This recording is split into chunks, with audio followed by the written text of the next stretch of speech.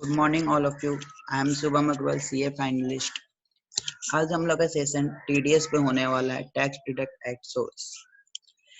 ये हम लोग के सेशन में हम लोग डिफरेंट टाइप के टीडीएस को जो सेक्शन होते हैं उसके बारे में डिस्कशन करेंगे एंड उसका क्या रेट है, क्या थ्रेशोल्ड लिमिट है, उस सब के बारे में डिस्कशन करेंगे। सबसे पहले हम लोग जानते हैं कि टीडीएस होता क्या है। टीडीएस कुछ और नहीं, ये एक इनकम टैक्स का कलेक्शन करने का एक जरिया है, रास्ता है। It is not another type of tax, rather a way of collection, या एक कलेक्शन करने का जरिया है। It is a major in which person who are making payment of income are responsible to deduct tax from such income and pay only net amount. क्या कह रहा है इसमें? कोई भी पर्सन जिसको हम लोग पेमेंट कर रहे हैं और यदि वो थ्रेशोल्ड लिमिट से उसका ज्यादा होता है तो हम लोग उस सेक्शन में उसका टीडीएस काट के फिर हम लोग नेट अमाउंट उसको पेमेंट करते हैं। जो हम लोग टीडीएस काटे हैं उसको हम लोग गवर्नमेंट के ट्रेजर में जमा करते हैं और एक पेयर जो टीडीएस काटा है वो एक सर्टिफिकेट इशू करता है फॉर्म 16 सैलरी के लिए और 16 है अदर देन सैलरी के लिए। और पेई क्या करता है, वो सर्टिफिकेट के थ्रू वो टीडीएस का क्रेडिट ले लेता है और एट द लास्ट जब वो रिटर्न फाइल करता है उस समय उसका वो क्रेडिट के थ्रू जो टैक्स जमा है उतना रुपया डिडक्ट करने के बाद जो नेट अमाउंट आता है टैक्स का वो पे कर देता है। और यदि टीडीएस ज्यादा कट गया है यानी कि मेरा जो टैक्सेबल इनकम है वो कम हो जा रहा है टैक्स से, तो जितना अमाउंट हम लोग का बचता है वो हम लोग रिफंड ले लेते हैं। टीडीएस लाने का गवर्नमेंट का मेन रीजन क्या था? गवर्नमेंट का मेन रीजन ये था कि वो छोटे एसएससी को पकड़ नहीं पा रहे थे। तो छोटे एसएससी को वो पकड़ नहीं पा रहे थे तो उसके चलते वो क्या किए, बड़े एसएससी को ही बोल दिए कि तुम टीडीएस काटो और टीडीएस काट के सामने वाले को पेमेंट करो। इससे क्या होगा कि वो टैक्स इवेजन जो हो रहे हैं वो उसको रोक पाएंगे और उसका प्रॉपर कंट्रोल हो पाएगा और गवर्नमेंट को पूरे अच्छे से प्रॉपर इंफॉर्मेशन मिल पाएगा। जो हम लोग के टीडीएस काटते हैं वो डिडक्टर या पेयर के पास टैन होना जरूरी होता है, बट एक केस में उनको टैन का जरूरत नहीं पड़ता है और वो होता है payment for property for purchase. यानी कि हम लोग पेमेंट कर रहे हैं प्रॉपर्टी परचेज करते समय या रेंट देने के लिए प्रॉपर्टी का यूज कर रहे हैं, उस समय भी हम लोग को टैन का जरूरत नहीं पड़ता है। टैन हम लोग का जो होता है अल्फा न्यूमेरिकल होता है, जिसमें 4 डिजिट पहले अल्फा फिर 5 डिजिट न्यूमेरिकल और लास्ट 1 डिजिट कांस्टेंट अल्फा होता है। कुछ इंपॉर्टेंट पॉइंट्स हम लोग को डिस्कशन कर लेना चाहिए टीडीएस का सेक्शन शुरू करने के पहले। तो पहला हम लोग डिस्कशन स्टार्ट करते हैं कि डिडक्टर जो होते हैं वो हम लोग के गवर्नमेंट डिडक्टर भी हो सकते हैं, जो टीडीएस सेंट्रल गवर्नमेंट के अकाउंट में बुक एंट्री के थ्रू जमा करते हैं और एक टीडीएस सर्टिफिकेट जनरेट करते हैं जिसको हम लोग टिन करते हैं टैक्स आइडेंटिफिकेशन नंबर, जो हम लोग 3 वेबसाइट से डाउनलोड करते हैं यूनिक टीडीएस सर्टिफिकेट नंबर के थ्रू। साथ ही सेक्शन 206AA ये बोलता है यदि कोई रेसिडेंट फेल कर जाता है पैन नंबर देने पे तब उस केस में हम लोग 20% रेट के हिसाब से या फिर पर्टिकुलर उस सेक्शन का जो रेट है उसमें विच एवर इज हायर वो होने पे हम लोग को टीडीएस काटना पड़ता है। अब क्वेश्चन अराइज होता है कि हम लोग टीडीएस कब काटेंगे? टीडीएस कब काटेंगे? यदि हम लोग पेमेंट कर रहे हैं तब या बुक्स में क्रेडिट कर रहे हैं तब। तो गवर्नमेंट ने कहा विच एवर इज अर्लियर, मतलब ये कि आप पेमेंट कर रहे हैं पहले या अपने बुक्स में एंट्री कर रहे हैं पहले, जो भी आप पहले कर रहे हैं उस टाइम पे आप टीडीएस काटिएगा और नेक्स्ट मंथ के 7 तारीख को आप डिपॉजिट कर दीजिएगा। अब कुछ केस ऐसे होते हैं जिसमें सिर्फ हम लोग पेमेंट के टाइम पे ही टीडीएस काट सकते हैं। उसमें से हम लोग का आता है पहला सैलरी, दूसरा ईपीएफ पेमेंट, तीसरा विनिंग, चौथा maturity of life insurance policy and last compensation of compulsory acquisition of property. ये सब अलग अलग सेक्शन है टीडीएस के जो हम लोग आगे इसका डिस्कशन करेंगे डिटेल्स में। आगे चलते हैं सबसे पहले सेक्शन आता है section 192 TDS on salary. TDS on salary क्या बोलता है, कोई भी एम्प्लॉयर डिडक्टर जो है किसी भी अपने एम्प्लॉय डिडक्टी का टीडीएस काटेगा, बट वो कब काटेगा? टीडीएस काटेगा वो average rate of tax payable of financial year. It means that slab rate जो हम लोग का होता है उसमें वो टीडीएस काटेगा, लेकिन जब उसका टीडीएस 2.5 लाख से ऊपर यानी उसका इनकम टैक्सेबल होने होगा तभी वहां पे वो टीडीएस काट सकता है, नहीं तो वो टीडीएस नहीं काटेगा। साथ ही साथ एक चीज और बात, यदि सपोज मान लीजिए कोई एक एम्प्लॉयर कोई एक एम्प्लॉय जो है वो किसी दो जगह पे काम करता है, यानी कोई उसके दो एम्प्लॉयर है, तो उस केस में वो अपने एक एम्प्लॉयर को दूसरे एम्प्लॉयर का डिटेल्स देगा और साथ ही साथ वो बताएगा कि उसको कितना सैलरी मिलता था, ये सब कि वो कैलकुलेट करेगा दूसरा एम्प्लॉयर, और दूसरा एम्प्लॉयर कैलकुलेट करके उसका टीडीएस अमाउंट काट के वो डिपॉजिट कर देगा और नेट अमाउंट उसको पे कर देगा। सपोज कुछ केस मान लीजिए, यदि एक एम्प्लॉय है किसी एक एम्प्लॉयर के पास काम करता है और फिर कुछ समय के बाद वो उस जगह को छोड़ के दूसरे एम्प्लॉयर के पास चल जाता है, तब उस केस में हम लोग वो एम्प्लॉय अपने पहले एम्प्लॉयर का डिटेल्स पूरा देगा और बताएगा कि उसने ये टीडीएस काटा हुआ है, और वो डिटेल्स देखते हुए दूसरा एम्प्लॉयर अपना टैक्स कैलकुलेट करेगा उस एम्प्लॉय का, और फिर उस पे वो टीडीएस काट के उसको नेट अमाउंट पे करेगा।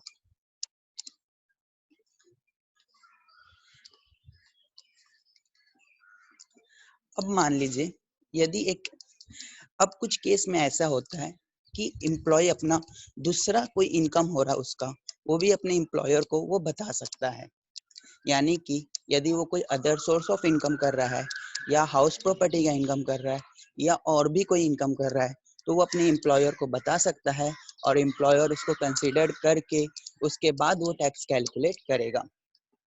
साथ ही मान लीजिए कि यदि कोई डिडक्शन भी होता है एम्प्लॉय का, तो वो भी एम्प्लॉयर को वो बताएगा और एम्प्लॉयर को वो कंसीडर करना पड़ेगा। लेकिन एक केस ऐसा होता है, यदि लॉस भी होता है एम्प्लॉय को, तो एम्प्लॉयर को उसको कंसीडर करना पड़ता है, और वो लॉस होता है लॉस फॉर हाउस प्रॉपर्टी, यानी कि हाउस प्रॉपर्टी के केस में यदि उस एम्प्लॉय को इनकम या लॉस कुछ भी हो, तो वो दोनों ही केस में एम्प्लॉयर को कंसीडर करना पड़ेगा। यदि सपोज मान लीजिए एम्प्लॉय पैन नंबर अपना नहीं देता है, उस केस में हम लोग 20% के रेट से उसका टीडीएस काटेंगे, या फिर जो स्लैब रेट है उसमें जो होगा वो हायर होने पे वो इसका टीडीएस अमाउंट कटेगा। यदि कोई एम्प्लॉय यदि वो नॉन रेसिडेंट है, तो उस केस में भी हम लोग सेक्शन 192 के ही थ्रू उसका टीडीएस काटेंगे, और चूंकि ये नॉन रेसिडेंट है इसलिए इसमें टीडीएस के साथ साथ हम लोग सेस भी इंक्लूड कर लेंगे, और यदि 50 लाख से ऊपर उसका इनकम होता है तो सरचार्ज भी इंक्लूड हो जाएगा। बात है हम लोग TDS on payment from employ provident fund section 192 A. Section 192 ए क्या बोलता है, कोई भी पेयर किसी भी एम्प्लॉय को, यानी कि उसके पास यदि कोई एम्प्लॉयर के पास काम कर रहा है या और भी कोई पेयर है, तो वो यदि प्री मैच्योर विड्रॉ कर लेता है, 3 तरह का हम लोग सब जानते हैं कि एम्प्लॉय प्रोविडेंट फंड होता है, statutory provident fund, recognised provident fund and unrecognised provident fund. तो जो रिकॉग्नाइज्ड प्रोविडेंट फंड होता है मिनिमम 5 ईयर्स के लिए रखना पड़ता है, और 5 ईयर्स के पहले यदि हम लोग उस पर विड्रॉ कर लेते हैं, तो उस केस में हम लोग का यदि वो अमाउंट 50,000 से ज्यादा है, मैं फिर रिपीट कर रहा हूँ, यदि हम लोग का वो अमाउंट यानी थ्रेशोल्ड लिमिट यदि वो 50,000 से ज्यादा है, तो उस केस में हम लोग 10% के रेट से टीडीएस काट के उसको पेमेंट कर देंगे। उसके बाद आते हैं, बहुत ही अच्छा एक फैसला हुआ था, Manipal health system private limited high court का जजमेंट है 2015 में, जिसमें क्या कहता है कि एक डॉक्टर मिस्टर गुप्ता मान लेते हैं, मिस्टर गुप्ता जी एक हॉस्पिटल में जाते हैं, पेशेंट का इलाज करते हैं और फिर हॉस्पिटल क्या करता है, जितने पेशेंट का वो इलाज करते हैं उस पे उसको वो अमाउंट दे देता है। मतलब कि उसका हर पर पेशेंट पे उनका एक फिक्स अमाउंट मिलता है, यानी वो 10 पेशेंट चेक करेंगे तो 10 पेशेंट का उनको फीस मिलेगा। यदि वो 5 पेशेंट चेक करेंगे तो उनको 5 पेशेंट का फीस मिलेगा। तो इस केस में असेसिंग ऑफिसर जो है वो मिस्टर गुप्ता जी पे क्लेम करते हैं कि उनका टीडीएस सेक्शन 194 जे नहीं 192 के अकॉर्डिंग कटना चाहिए। तब इसमें हाई कोर्ट ने बोला था कि मिस्टर गुप्ता जी का और हॉस्पिटल का दोनों के बीच में एम्प्लॉयर एम्प्लॉय रिलेशनशिप नहीं है। वो लोग कोई एग्रीमेंट नहीं किया हुआ एम्प्लॉयमेंट का, ना ही उस पर कोई पीएफ ईएसआई एक्सेट्रा वगैरह कटता है। तो इस केस में उन लोग के बीच एक कॉन्ट्रैक्ट हुआ है कि वो आएंगे मिस्टर गुप्ता जी और वो पेशेंट चेक करेंगे, जितने पेशेंट चेक करेंगे उतना पे हॉस्पिटल उनको पेमेंट करेगा सर्टेन अमाउंट और वो चल जाएंगे। यानी कि वो अपना एक प्रोफेशनल फीस लेते हैं, 1 घंटा के लिए आए या 2 घंटा के लिए आए। तो उस केस में प्रोफेशनल फीस लेते हैं, तो प्रोफेशनल फीस लेने के चलते उनका 194 जे के अकॉर्डिंग उनका टीडीएस कटेगा, ना कि सेक्शन 192 के अकॉर्डिंग। अब आते हैं हम लोग दूसरा केस लो आईटीसी लिमिटेड का, जो कि 2016 में हुआ था। सुप्रीम कोर्ट का ये जजमेंट है।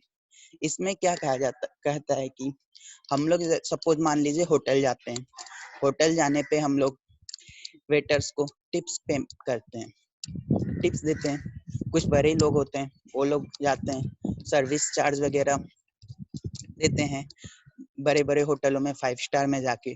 तो वहाँ पे क्या होता है कि जनरली बड़े होटल्स लोग बिल में ही ऐड करके उसको ले लेते हैं और जितना भी अमाउंट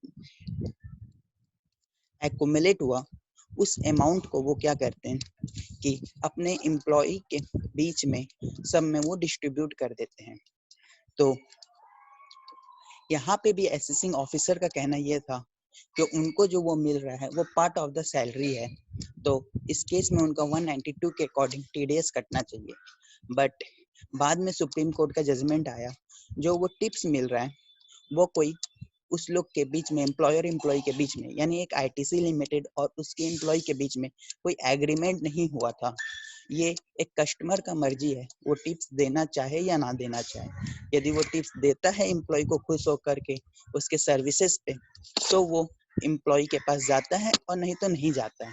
इसलिए ये हम लोग का इस पे सेक्शन 192 के अकॉर्डिंग टीडीएस नहीं कटेगा। हाँ, ये जो एम्प्लॉय को मिल रहा है सैलरी वाला, ये सॉरी एम्प्लॉय को जो ये मिल रहा है टिप्स, वो अदर इनकम में वो दिखा सकता है और यदि वो टैक्सेबल हुआ तो उस पे हम लोग नॉर्मल टैक्स कैलकुलेट करेंगे। अब आता है section 193 TDS on interest on securities. इसमें क्या कहता है, कोई भी पेयर, यानी कोई भी पेयर एनी पर्सन रेसिडेंट या नॉन रेसिडेंट अपने पेई रेसिडेंट पर्सन को यदि वो इंटरेस्ट पे करता है सिक्योरिटीज पे, तो 10% के रेट से टीडीएस काटा जाएगा। साथ ही साथ ये बोला जाता है कि किस किस केस में हम लोग टीडीएस नहीं काटेंगे। जिसमें पहला केस हम लोग का ये आता है कि यदि हम लोग एलआईसी को, जीआईसी को या किसी भी इंश्योरेंस कंपनी को पेमेंट पेड होता है, तो उस केस में हम लोग का टीडीएस नहीं कटेगा। साथ ही साथ यदि हम लोग गवर्नमेंट सिक्योरिटीज को भी पे होता है, उस केस में भी हम लोग का टीडीएस नहीं कटेगा। गवर्नमेंट सिक्योरिटीज दो तरह का है, एक हम लोग का 8% सेविंग टैक्सेबल बॉन्ड 2008 वाला और दूसरा 7.75% टैक्सेबल बॉन्ड 2018 वाला। इस दोनों केस में हम लोग का टीडीएस तब कटेगा यदि हम लोग का 10,000 से ज्यादा फिनेंशियल ईयर में इंटरेस्ट पे हो रहा है तब। और तीसरा डीमेट सिक्योरिटी होता है, उस पे भी हम लोग का टीडीएस नहीं कटेगा। अब 3 कंडीशन कहता है कि इस 3 कंडीशन पे हम लोग का टीडीएस कटे, ये टीडीएस नहीं कटेगा। पहला आता है यदि डिवेंचर इशू हुआ है कंपनी का किसी भी पब्लिक और सब्सटेंशियली इंटरेस्टेड पे, या डिवेंचर यदि लिस्टेड और अनलिस्टेड हो तब भी। और तीसरा, यदि कोई भी इंटरेस्ट पेड किया गया है अकाउंट पे चेक के थ्रू, उस केस में हम लोग का टीडीएस नहीं कटेगा। और साथ ही साथ हम लोग का इसका थ्रेशोल्ड लिमिट ऐसे 5,000 होता है, यानी कि हम लोग 5,000 से ज़्यादा किसी भी पेई रेसिडेंट पर्सन को जब पेमेंट करेंगे, उस केस में हम लोग को 10% के रेट से टीडीएस काटना पड़ेगा। अब आते हैं section 194 TDS on dividend. TDS on dividend क्या कहता है? कोई भी एक कंपनी अपने शेयर होल्डर को जब डिविडेंड पे करती है, तो उस केस में 2500 से ज्यादा यानी 2500 रुपीज से ज्यादा पेमेंट करने पे उसका 10% के रेट से उसको टीडीएस काटना पड़ेगा। हाँ, इसमें हम लोग का सेक्शन 115O जो प्रोविजन है वो भी इस पे कवर होता है। उसको कवर करते हुए यदि 2500 से ज्यादा हो रहा है, उस केस में हम लोग टीडीएस काटेंगे। अब आते हैं नेक्स्ट सेक्शन, सेक्शन 194A, जिसमें क्या कहता है? TDS on interest other than interest on securities. इसमें क्या कहते हैं? कोई भी bank pair other than individual HUF जिसका टैक्स ऑडिट नहीं हुआ था, यानी पिछले साल उसका 1 करोड़ से कम टर्नओवर था और 50 लाख से कम ग्रॉस रिसीव था, उस केस में उसको छोड़ते हुए यदि कोई पेई रेसिडेंट पर्सन इंटरेस्ट पे करता है अदर देन सिक्योरिटीज का, तो 10% के रेट से हम लोग का टीडीएस कटेगा। अब किस केस में हम लोग का टीडीएस नहीं कटेगा? यदि इंटरेस्ट बैंक के द्वारा पेमेंट होता है और वो 40,000 या 40,000 से कम होता है, तो उस केस में हम लोग का टीडीएस नहीं कटेगा और सीनियर सिटीजन होने पे ये 40,000 50,000 बन जाता है। और कोई दूसरा केस है, यदि उसमें 5,000 तक पेमेंट होता है, तो उस केस में भी हम लोग का टीडीएस नहीं कटता है। यदि हम अपने पार्टनर्स को भी कोई इंटरेस्ट पे कर रहा है, तो उस केस में भी हम लोग का टीडीएस नहीं कटेगा। यदि इनकम टैक्स से हम लोग का रिफंड आना था, उस केस में भी इनकम टैक्स डिपार्टमेंट के द्वारा यदि हमको कोई इंटरेस्ट मिलता है, तो उस केस में भी हम लोग का टीडीएस नहीं कटेगा। बैंक सेविंग अकाउंट में भी यदि है हम लोग का, तब भी इंटरेस्ट नहीं कटेगा। हाँ, वही बैंक सेविंग अकाउंट, आप वही सही समझ रहे, कोटक महिंद्रा वाला 6% और 4.5% वाला। साथ ही साथ यहाँ पे एक चीज और कहता है कि यदि कोई बैंक, एलआईसी, यूटीआई या कोई भी इंश्योरेंस कंपनी इंटरेस्ट पे करती है, उस केस में भी हम लोग का टीडीएस नहीं कटेगा। हाँ, सपोज मान लीजिए कि हम लोग जो टीडीएस कट रहा है, जो हम लोग को बैंक पेमेंट कर रही है इंटरेस्ट अमाउंट, सपोज मानते हैं कि एक हम लोग का एक्सिस बैंक के 3 ब्रांच में हम लोग का एफडी किया हुआ था और तीनों ब्रांच से हम लोग को 20,000 अमाउंट आता है, यानी टोटल 60,000 रुपीज हम लोग को आता है। तो उस केस में क्या हम लोग का टीडीएस कटेगा या नहीं कटेगा? जी हाँ, जरूर कटेगा टीडीएस, क्योंकि ये 40,000 से ऊपर है और कोर बैंकिंग होने के चलते कोई भी ब्रांच अपने दूसरे ब्रांच में यदि सेम कस्टमर का पैसा डिपॉजिट किया हुआ, तो वो चेक कर सकती है। यदि कोई कोऑपरेटिव सोसाइटी भी अपने कोऑपरेटिव मेंबर को पेमेंट करती है इंटरेस्ट का, तो उस केस में भी टीडीएस नहीं जाता है। और यदि कोई इंटरेस्ट हम लोग का पोस्ट ऑफिस, किसान विकास या इंडियन विकास, पात्रा, नेशनल सेविंग सर्टिफिकेट, ये सब को भी कोई इंटरेस्ट जाता है, तो उस केस में भी हम लोग का टीडीएस नहीं कटेगा। अब आता है बड़े लोग। कुछ होते हैं छोटे बड़े लोग, कुछ होते हैं बहुत बड़े लोग। ये है छोटे बड़े लोग जो लॉटरी वगैरह खेलते हैं, यानी कि TDS on winning from lottery और क्रॉसवर्ड पजल्स। इसमें क्या कहता है कि जो छोटे लोग हैं, जो छोटे बड़े लोग हैं, जनरल लोग हैं, वो लोग लॉटरी एजेंट के पास जाते हैं और लॉटरी खरीद के खेलते हैं। तो क्या कर रहा है, यदि लॉटरी एजेंट को कोई भी नेशनल लॉटरी एजेंट किसी भी रेसिडेंट पर्सन को या नॉन रेसिडेंट पर्सन को 10,000 से ज्यादा विनिंग अमाउंट पे करता है, तो उस केस में हम लोग का फ्लैट 30% रेट से टीडीएस कट जाएगा। अब सपोज मान लीजिए कि वो मॉनेटरी टर्म में ना मिलके नॉन मॉनेटरी में मिल रहा है, यानी कि हम लोग को एक कार विनिंग प्राइस में मिलता है, तो कार का वैल्यू कैसे कैलकुलेट करेंगे? कार का वैल्यू एक ऑर्गेनाइजर है, वो कैलकुलेट करेगा और ऑर्गेनाइजर यहाँ पे टीडीएस पेमेंट नहीं करेगा। यहाँ टीडीएस का पेमेंट पेई को, यानी जो रेसिडेंट और नॉन रेसिडेंट पर्सन है, उसको पेमेंट करना पड़ेगा। और जब वो पेमेंट करके वो डिक्लेरेशन सर्टिफिकेट जो पेमेंट किया है जब ऑर्गेनाइजर को वो देगा और वो इंश्योर करेगा कि वो टैक्स डिपॉजिट हो गया है, तभी वो ऑर्गेनाइजिंग विनिंग अमाउंट जो है वो उसको दे देगा। अब आते हैं बहुत बड़े लोग जो लोग घोड़े पे पैसे लगाते हैं। वहां पे क्या कह रहा है, कोई भी पेयर एनी पर्सन, किसी भी पे एनी पर्सन को यदि 10,000 से ज्यादा विनिंग रेस पे अमाउंट मिलता है तो उस केस में 30% के रेट से टीडीएस कटेगा। साथ ही साथ यहाँ पे ये बोला गया है कि इसमें हॉर्स रेसेस ही सिर्फ देखा जाएगा, कैमल रेसेस या दूसरा कोई रेस वगैरह इसमें कवर नहीं होता है। अब आता है TDS on payment to contractor, section 194C। This is a very important section जो अभी हर ऑर्गेनाइजेशंस में बहुत ही जरूरी होता है और साथ ही साथ एग्जाम पॉइंट ऑफ व्यू से भी ये सेक्शन बहुत जरूरी होता है। इसमें क्या कहता है, कोई भी पेयर अदर देन जिसका टैक्स ऑडिट नहीं हुआ था इंडिविजुअल एचयूएफ का, उसको छोड़ के किसी भी पेई रेसिडेंट पर्सन को यदि वो पेमेंट करता है तो उस केस में हम लोग का इंडिविजुअल एचयूएफ होने पे 1% और कंपनी होने पे 2% के रेट से टीडीएस कटेगा।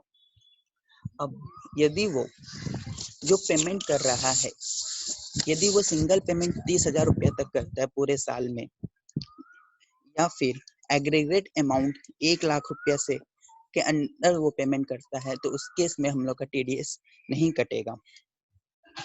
साथ ही साथ यहाँ पे हम लोग का कह रहा है कॉन्ट्रैक्ट में वर्क इंक्लूड होते हैं, यानी जनरल आप जो समझ रहे हैं वो वर्क तो है ही, साथ ही साथ ये कुछ इंक्लूड होंगे जिसमें advertisement, broadcast, telecast, catering, carriage of good, passenger, other than railway, क्योंकि गवर्नमेंट का पैसा गवर्नमेंट को ही क्या देना, उसी लिए यहाँ पे रेलवे को छोड़ दिया गया है। Manufacturing, supply of any product as per specification of customer, out of material purchase या सप्लाई बाई सच कस्टमर। अब आप सोच रहे होंगे कैरेज ऑफ पैसेंजर पे कैसा कॉन्ट्रैक्ट। सपोज मान लीजिए कि मिस्टर एबीसी कंपनी लिमिटेड है जिसने सोचा कि अपने एम्प्लॉय लोग को वो गोवा घुमाने लेके जाएगा, तो उस केस में उसने एक बस हायर किया। उस बस हायर करने पे उसने जो पेमेंट किया, उस पेमेंट पे वो जो कॉन्ट्रैक्ट था उसके अकॉर्डिंग वो टीडीएस काट लेगा, और काट के जब पेमेंट करेगा यदि वो 1 लाख से ऊपर हो रहा है तो उस केस में कैरेज ऑफ पैसेंजर पे टीडीएस कट जाएगा।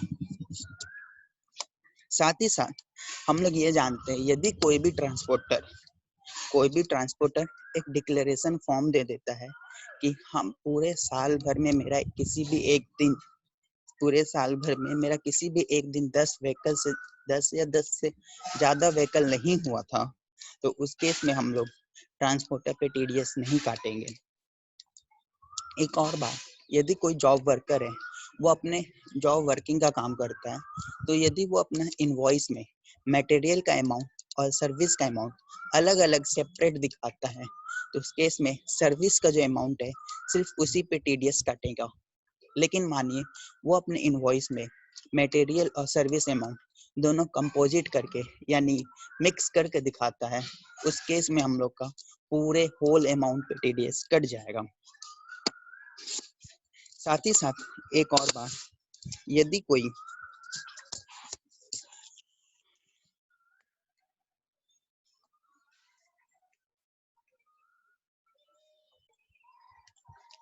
साथ ही साथ मान लीजिए जैसे आज तक हम लोग का है वो इंडिया टुडे नेटवर्क, यदि हम लोग ग्लोब सपोज मान लीजिए एक ग्लोबल एडवर्टीजमेंट एजेंसी है जो आज तक के साथ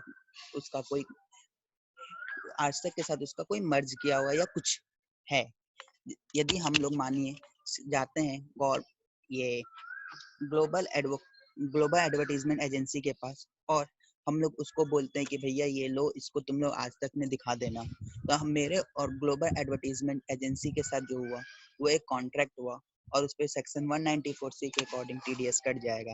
लेकिन ग्लोबल एडवर्टीजमेंट एजेंसी और आज तक के बीच में यदि वो कमीशन के थ्रू हुआ है तो उस पे वहाँ पे 194C के अकॉर्डिंग टीडीएस नहीं कटेगा। अब साथ ही साथ ये सपोज मान लीजिए कि हम लोग एक कोई महाभारत दिखाना चाहते हैं जो जनरली जीटीवी स्टार प्लस वगैरह पे आता है, और उस केस में हम लोग धर्मा प्रोडक्शन के पास जाते हैं और धर्मा प्रोडक्शन को बोलते हैं कि भैया तुम ऐसे ऐसे ये चीज बना दो और इस चीज को बना दो क्योंकि हमको ये महाभारत अपने टीवी सीरियल पे दिखाना है। उस केस में हम लोग का यदि वो हम लोग के लिए बनाता है, हम दोनों के बीच में तब एक कॉन्ट्रैक्ट हो जाता है और वहां पे तब हम लोग का सेक्शन 194C के अकॉर्डिंग टीडीएस कट जाएगा।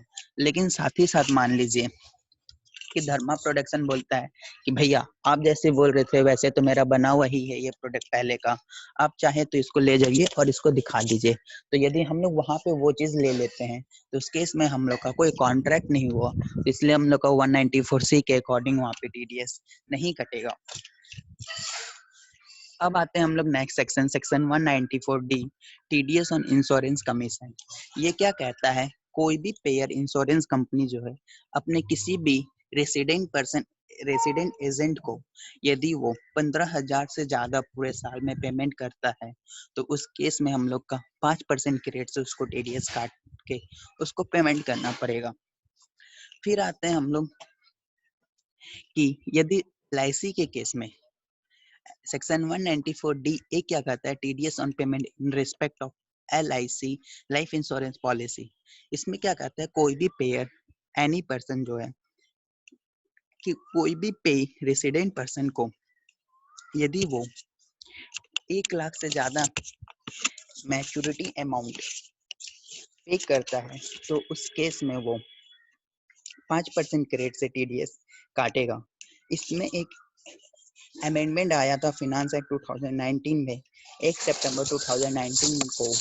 यदि हम लोग का मैच्योरिटी प्रोसीड और प्रीमियम पेड, मैच्योरिटी प्रोसीड मतलब जितना का मैच्योरिटी हुआ और प्रीमियम पेड जितना हम लोग प्रीमियम पेड किए गए, उस बीच का जो डिफरेंस इनकम अमाउंट होता है उस पे हम लोग का 5% के रेट से टीडीएस कट जाएगा। लेकिन इसके पहले क्या था, 1 सितंबर 2019 के पहले ये 1% के रेट से होल मैच्योरिटी अमाउंट पे ही हम लोग का टीडीएस कट जाता था।